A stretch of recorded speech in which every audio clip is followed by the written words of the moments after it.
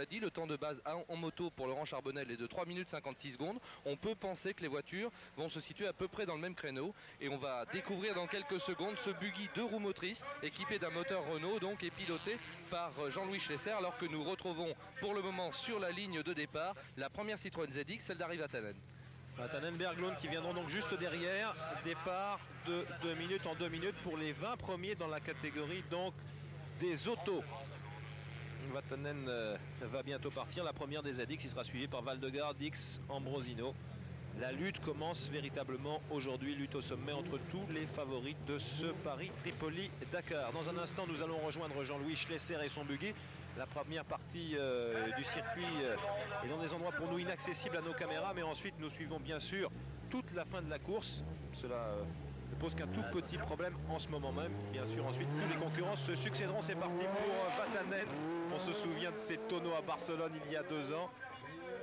On se souvient aussi de sa malchance avec la 205 Turbo 16 lors de la première participation avec une roue qui s'était pliée à Cergy-Pontoise. Et nous retrouvons ici le buggy de Jean-Louis Schlesser qui doit être relativement à l'aise sur ce tracé, donc pas très boueux. Vous le voyez. Impressionnant, Schlesser. Oui, de larges dérives entretenues par le double champion du monde de sport prototype, copiloté par Jean Da Silva, déjà vainqueur de ce Paris-Dakar en 1985, aux côtés de Patrick Zaniroli. C'était à bord d'un Mitsubishi.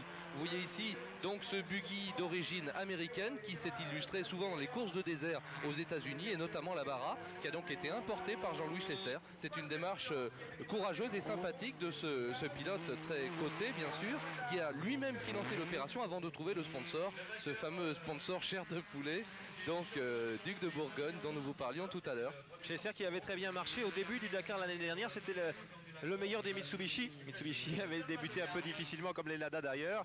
Et Schlesser était celui qui s'en sortait le mieux avant de connaître d'autres pépins.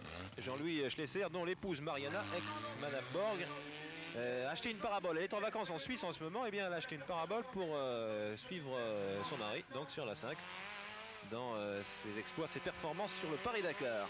Et Jean-Louis qui a choisi un tout petit moteur Renault turbo pour propulser ce buggy. Il n'a pas beaucoup de chevaux, mais l'avantage c'est qu'il a pu se contenter d'un poids assez bas, de l'ordre de 1150 à 1200 kg.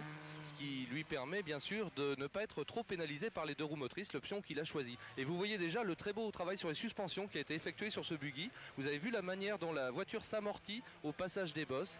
C'est tout le secret des préparateurs américains qui multiplient le nombre d'amortisseurs sur chacune des roues de manière à avoir un débattement et un amortissement très progressif. On aperçoit aux côtés de Jean-Louis Schlesser qui se bat avec son volant, Jean Da Silva. Tous les pilotes hier, et même tard dans la nuit on les a vus, ont reconnu à pied ce circuit. Bien sûr, ils n'avaient pas le droit de le parcourir avec un véhicule. Ah, petit problème pour Jean-Louis qui a dû rater une vitesse là, mais qui s'est relancé immédiatement. Ce buggy donc 2 roues motrices, un pari audacieux qu'avait également relevé à l'époque Hubert Auriol. Et nous suivons maintenant la première Citroën ZX, Christian. Arrive Vatanen avec Berglund, on a vu la main sur le volant de Vatanen, il attaque toujours. Il a pourtant dit à certains de nos confrères, je resterai tranquille, mais seulement jusqu'à Marseille. Vatanen, oh l'attaque, il a fait un petit travers là, arrive Vatanen, le Finlandais. Il a même touché les bottes de paille. Harry dans son exercice favori. Vous savez qu'il n'a plus de volant dans le cadre du championnat du monde des rallyes pour le moment. Et Harry évidemment est assez déçu d'avoir été remercié par la marque qui l'employait jusque-là. Oui, Noël. Et premier tour, on peut dire, de roue de ce buggy. Votre impression sur ce parcours qui a l'air assez intéressant? Très intéressant et je pense bien pour une 4 roues motrices. Mais je crois qu'on ne s'est pas trop mal débrouillé en fin de compte. J'espère être dans les 30e. Si je suis dans les 30e, c'est bien pour ne pas partir trop loin à la première étape.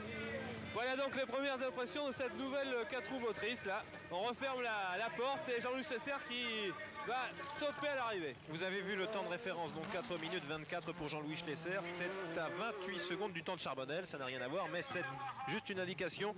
Nous allons voir maintenant dans quelques instants ce que donnera le temps d'Harry Vatanen sur la ZX, une ZX qui avait débuté triomphalement en compétition dans la Barra avant d'être durement attaquée et stoppée au Pharaon.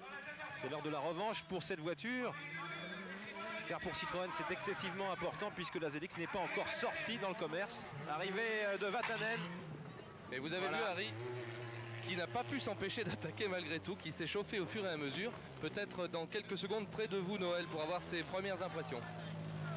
3,45, Oui. oh là là, il a explosé le temps de Jean-Louis Schlesser. Noël, 3 minutes